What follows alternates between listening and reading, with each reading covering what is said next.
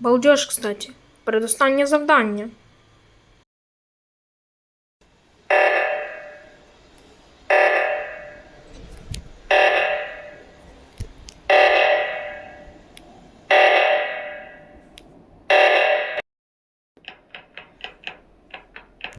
Здоров, чорний.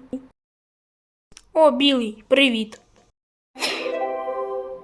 Що за... О, господи, коріш убиває! Хто вбив? Коріш на когось з пістолета цілився. Він в мене цілився.